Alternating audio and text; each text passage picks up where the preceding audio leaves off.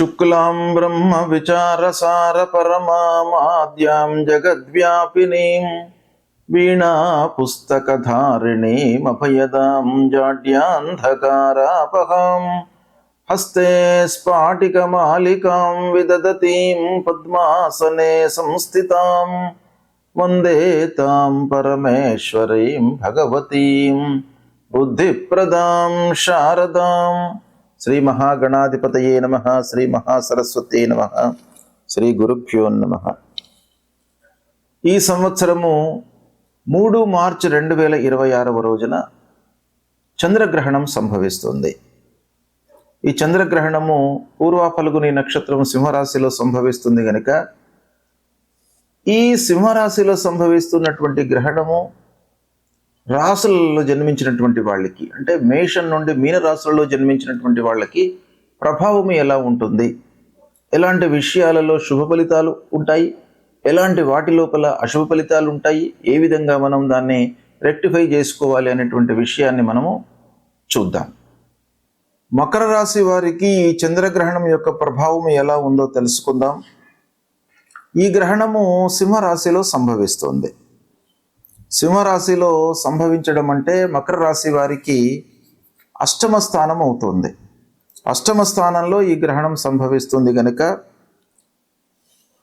కొన్ని ఇబ్బందులు ఈ గ్రహణం తర్వాత ఎదుర్కొనేటువంటి అవకాశాలు ఉన్నాయి. కొంత జాగ్రత్తగా మీరు నిర్ణయాలు తీసుకోవాలి. ఏ పని ప్రారంభించినప్పటికీ దాని యొక్క పూర్వాపరాలను క్షుణ్ణంగా తెలుసుకొని మీరు ప్రారంభించడం మంచిది. ఉద్యోగస్తులకు ముఖ్యంగా ఉద్యోగ మార్పులు గోచరిస్తున్నాయి. గ్రహణం మూలకంగా ఉద్యోగం వదిలి ఇంకొక ఉద్యోగంలోకి వెళ్ళవలసినటువంటి స్థితి ఏర్పడుతుంది.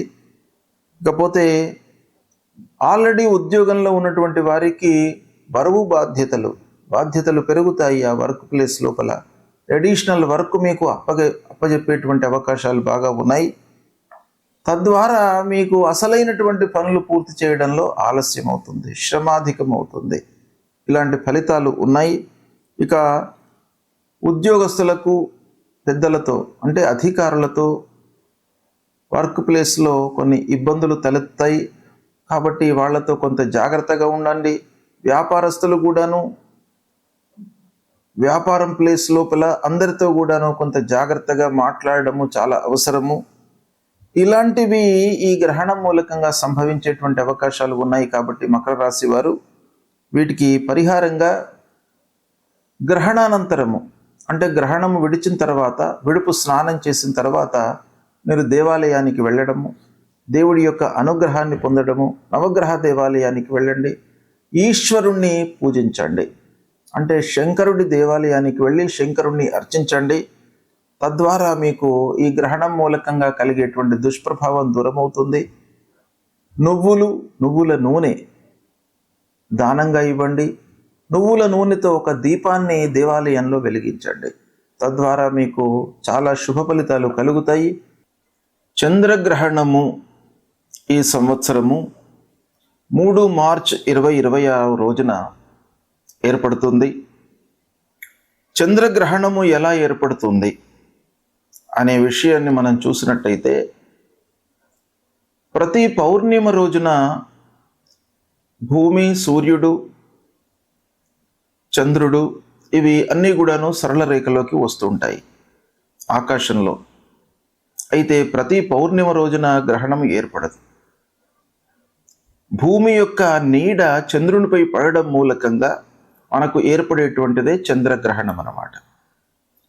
ఈ ఖగోళంలో జరుగుతూ ఉన్నటువంటి ఒక అద్భుతమైనటువంటి సంఘటనల లోపల గ్రహణము, చంద్రగ్రహణము, సూర్యగ్రహణము ఇవి చాలా అత్యంత ప్రాధాన్యమైనటువంటి ఘటనలు.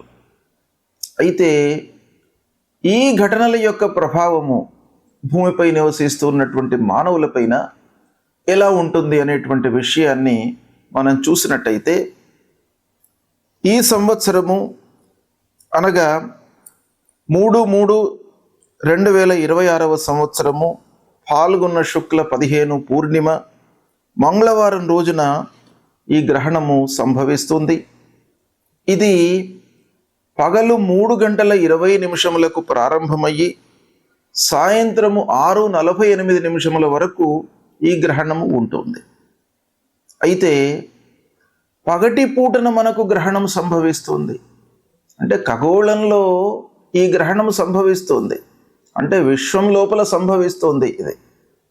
అయితే దీని యొక్క గ్రహణాన్ని చూడడము, కనబడము, స్థితి ఇవన్నీ కూడాను మనము నివసిస్తూ ఉన్నటువంటి ప్రదేశానికి అనుగుణంగా ఆ సమయాలన్నీ కూడాను మారుతుంటాయి. కనుక పగలు మనకు ఈ గ్రహణం సంభవిస్తుంది గనక పూర్తి గ్రహణాన్ని మనము చూడలేము, మనకు కనబడదు కూడాను. అయితే 6:48 వరకు గ్రహణం కనబడుతుంది. ఈ గ్రహణం యొక్క ప్రత్యేకత ఏంటంటే కేతుగ్రస్తమైనటువంటి గ్రహణము. అంటే రాహు కేతువులను మనము ఛాయాగ్రహములుగా మనం చూస్తూ ఉంటాం పూర్వ సాంప్రదాయం ప్రకారంగా. అవి నీడగా భావిస్తామన్నమాట. వాటి యొక్క ప్రాధాన్యత గ్రహణం యొక్క సంభవం లోపల చాలా ఉంటుంది. ఆ విధంగా ఈ కేతుగ్రస్తమైనటువంటి గ్రహణం ఇది. ఈ గ్రహణము కృష్ణవర్ణం లోపల మనకు కనబడుతుంది, అంటే నల్లగా మనకు గ్రహణం కనబడుతుంది. ఖగ్రాసగ్రస్తోదిత చంద్రగ్రహణము అని అంటారు దీన్ని. అంటే సంపూర్ణ గ్రహణము, కానీ మనకు కనబడడం మట్టుకు తక్కువ సమయం లోపల కనబడుతుంది. అంటే గ్రహణము పడుతూ ఉన్నటువంటి ఆ దాన్ని మనము చూస్తామన్నమాట. గ్రస్తోదితము, గ్రస్తమై ఉన్నటువంటి ఆ గ్రహణాన్ని అది ఉదయిస్తున్నటువంటి సందర్భంలో మనకు కనబడడం అన్నమాట, గ్రస్తోదిత చంద్రగ్రహణము. అయితే ఈ గ్రహణము పూర్వ ఫల్గుని నక్షత్రం సింహరాశిలో సంభవిస్తుంది. తర్వాత కర్కాటక లగ్నము, సింహ లగ్నము, ఈ 2 లగ్నాల లోపల కూడాను యుక్తమై ఉన్నటువంటి గ్రహణం ఇది. అయితే ఈ గ్రహణము మొత్తం కూడాను మనకు హైదరాబాద్ ప్రాంతంలో ఈ తెలుగు రాష్ట్రాలలో ఏ సమయంలో కనబడుతుంది అనే విషయాన్ని మనం చూసినట్టయితే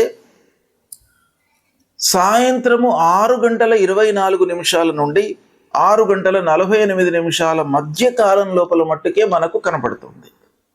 గ్రహణం మధ్యనే స్టార్ట్ అయ్యింది, అంటే 3:20 ప్రాంతంలోనే గ్రహణం ప్రారంభమైంది, 6:48 వరకు ఉంది. కానీ సూర్యుడు ఉన్నప్పుడు మనకు ఆ గ్రహణము, చంద్రుడికి సంబంధించినటువంటి చంద్రగ్రహణం కనబడదు గనక అస్తమయం తర్వాత మనకు చంద్రగ్రహణం కనబడుతోంది. అంటే 6:24 నుండి 6:48 గ్రహణము మనకు కనబడుతుంది. అయితే ఈ విధంగా చూసినట్టయితే మొత్తం గ్రహణము 3:20 నుండి 6:48, అంటే సంపూర్ణ చంద్రగ్రహణం ఇది. 3:30 వరకు గ్రహణం కనబడుతుంది. మనకు ఈ ప్రాంతంలో కనబడదు, కానీ ఖగోళంలో 3:30 ఈ గ్రహణం మొత్తం సంభవిస్తుంది. మనకు కనబడేది మట్టుకు 24 నిమిషాలు మాత్రమే హైదరాబాద్లో. అయితే ఈ గ్రహణం యొక్క ప్రభావము ఎలా ఉంటుంది, ఎవరు ఎలాంటి విషయాలపై నియమాలను పాటించాలి అనేటువంటిది మనకు శాస్త్రం చెప్తోంది. మన హిందూ ధర్మంలో గ్రహణానికి అత్యంత ప్రాధాన్యత ఉంది. అంటే గ్రహణ నియమాలను పాటించాలి, గ్రహణ సమయంలో పునశ్చరణ చేసుకోవాలి. అంటే గురూపదేశమైనటువంటి మంత్రాలు మనము ఈ గ్రహణ సమయంలో మనము ఉచ్చరించినట్టయితే, జపాలు చేసినట్టయితే అది ద్విగుణీకృతమైనటువంటి ఫలితం వస్తుంది. అంటే ఆ మంత్రము ఆ సమయం లోపల మలినమవుతుంది కనుక దాన్ని మనం ఏం చేయాలి, పునశ్చరణ చేసుకోవాలి. అంటే ఆ సమయం లోపల మళ్ళీ దాన్ని ఒక మహిమాన్వితమైనటువంటి ఆ మంత్రంగా మనము మళ్ళీ యథావిధిగా ఉంచుకోవడానికై ఆ గ్రహణంలో తప్పకుండా మనం చేసుకోవాలి అనేటువంటిది శాస్త్రం చెప్తోంది. అయితే ఈ గ్రహణ సమయంలో నిత్యాబ్దికములు, ప్రత్యాబ్దికములు, భోజనాది కార్యక్రమాలు ఎలా చేసుకోవాలి అనేటువంటి విషయాన్ని మనం చూసినట్టయితే ఈ గ్రహణము గ్రస్తోదయ చంద్రగ్రహణం. ఈ గ్రస్తోదయ చంద్రగ్రహణం లోపల యామ చతుష్టయం వేద అని మనకు శాస్త్రం చెప్తోంది. అంటే 4 యామాలు ఈ గ్రహణానికి వేదకాలం అన్నమాట. అంటే గ్రహణం కంటే ముందే ఈ వేద ప్రారంభమవుతుంది. వేద ప్రారంభము అనంటే ఏంటి, వేద అనగానే ఒక వాతావరణం లోపల మనకు మార్పులు కనబడతాయి. కనుక ఆ వాతావరణంలో వస్తున్నటువంటి మార్పులకు అనుగుణంగా మన నిత్య నైమిత్తిక కార్యక్రమాలన్నీ కూడాను ముడిపడి ఉంటాయి. కాబట్టి వాటిని వేద కాలంలో మనము ఆచరించకూడదు అనేటువంటిది శాస్త్రం చెప్తోంది.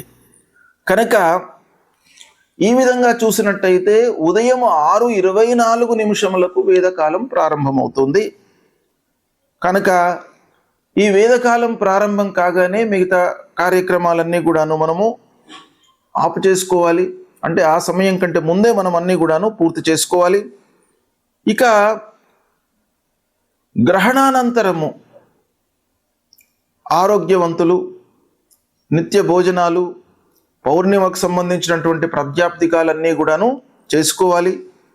ఇక వ్యాధితో ఇబ్బంది పడుతున్నటువంటి వాళ్ళు, వృద్ధులు, బాలలు, వీళ్ళందరూ కూడాను మధ్యాహ్నం వరకు కూడాను భోజనాది కార్యక్రమాలు చేసుకోవచ్చును అనేటువంటిది శాస్త్రం చెప్తుంది. కనుక ఈ విధంగా ఈ గ్రహణం సంభవిస్తుంది. ఈ గ్రహణాన్ని దృష్టిలో పెట్టుకుని సాయంత్రం 6:24 నుండి 6:48 వరకే మనకు కనబడుతుంది. ఈ గ్రహణము దాదాపు అన్ని ప్రాంతముల లోపల కూడాను మనకు భారతదేశంలో కనబడుతుంది. ఆ స్థితిని బట్టి కొన్ని నిమిషాల లోపల తేడా వచ్చేటువంటి అవకాశాలు ఉంటాయి. కాబట్టి మనకు హైదరాబాదు తర్వాత తెలుగు రాష్ట్రాలు, ఈ రెండు ఆంధ్ర తెలంగాణ, ఈ రెండు రాష్ట్రాలకు సంబంధించింది చూసినట్టయితే 6:24 నుండి 6:48 వరకు ఈ గ్రహణం కనబడుతుంది. ఈ గ్రహణము పూర్వ ఫల్గుని నక్షత్రం సింహరాశిలో సంభవిస్తుంది. కనుక సింహరాశిలో జన్మించినటువంటి వాళ్ళు, పూర్వ ఫల్గుని నక్షత్రంలో జన్మించినటువంటి వారు, మరియు గ్రహణ గోచారము అధమంగా ఉన్నటువంటి రాశులలో జన్మించినటువంటి వాళ్ళు తప్పకుండా ఈ గ్రహణానికి సంబంధించినటువంటి శాంతి, దానము ఇవి చేసుకోవాలి. అయితే ఎవరికి అధమ స్థాయిలో ఉంది ఈ గ్రహణము అని మనం చూసినట్టయితే సింహరాశిలో సంభవిస్తుంది ఈ గ్రహణము. కనుక సింహము, కన్య, మకరము, వృషభము ఈ రాశులలో జన్మించినటువంటి వారికి ఈ గ్రహణ గోచారము అధమంగా ఉంటుంది. అంటే ఈ గ్రహణం యొక్క ప్రభావము ఎక్కువగా ఉంటుంది ఈ రాశులలో జన్మించినటువంటి వారికి. ఇక ధనుస్సు, కుంభము, మేషము, కర్కాటక రాశులలో జన్మించినటువంటి వారికి మధ్యస్థంగా ఉంటుంది. తుల, వృశ్చికము, మీనము, మిథున రాశులలో జన్మించినటువంటి వారికి ఈ గ్రహణం యొక్క ప్రభావము లేదు. ఈ రాశులలో జన్మించినటువంటి వారికి గ్రహణము శుభప్రదమైనటువంటి ఫలితాలను ఇస్తోంది. అయితే ఈ గ్రహణ శాంతి అంటే గ్రహణానంతరము చేసుకోవలసినటువంటి విధానం ఏంటంటే, ఈ నక్షత్రంలో జన్మించినటువంటి వాళ్ళు, ఈ రాశిలో జన్మించినటువంటి వాళ్ళు తన రాశికి అంటే సింహరాశిలో జన్మించినటువంటి వారికి సింహము, కన్య, మకరము, వృషభము ఈ రాశులలో జన్మించినటువంటి వారికి ఈ గ్రహణం యొక్క ప్రభావము ఎక్కువగా ఉంటుంది. కాబట్టి వీళ్ళు ఏం చేయాలి అని అంటే, గ్రహణానంతరము స్నానం చేసిన తర్వాత గ్రహణ సమయంలో ముఖ్యంగా పట్టు స్నానము, విడుపు స్నానము అనేటువంటిది ఉంటుంది. అంటే గ్రహణ ప్రారంభంలో స్నానం చేయడము, స్నానం చేసిన తర్వాత జపం చేసుకోవడము, గురూపదేశమైనటువంటి జపాన్ని చేసుకోవడము, తర్వాత గ్రహణానంతరం కూడాను విడుపు స్నానం చేసి దాని తరువాత ఈ గ్రహణానికి సంబంధించినటువంటి పరిహారాలు చేసుకోవాలి. అంటే ఏం చేయాలి అని అంటే, వాళ్ళ శక్తి అనుసారం మనకు శాస్త్రం చెప్పబడి ఉంది. శాస్త్రంలో ఏముంది అని అంటే, వెండితో కానివ్వండి, రాగితో కానివ్వండి, బంగారంతో కానివ్వండి, వాళ్ళ శక్తి అనుసారము సూర్యుడు, చంద్రుడు, రాహు, కేతువుల బింబాలను అంటే ప్రతిమలను చేయించి వాటిని ఒక ఆవు నెయ్యితో నింపినటువంటి తామ్ర పాత్ర లేదా కంచు పాత్ర లోపల ఉంచి తిలలు అంటే నువ్వులు, వస్త్రము, దక్షిణలను అందులో ఉంచి సూర్యచంద్ర రాహు కేతువులను ధ్యానించి దానం ఇవ్వాలి.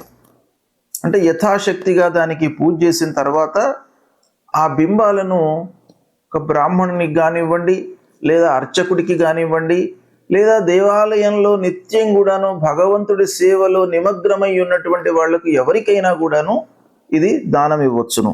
దానం ఇస్తున్నటువంటి సమయంలో మీరు ఆ ధ్యాన శ్లోకాన్ని మట్టుకు చదువుకోవాలి, సంకల్పం చేసుకోవాలి. సంకల్పం ఏం చేయాలి?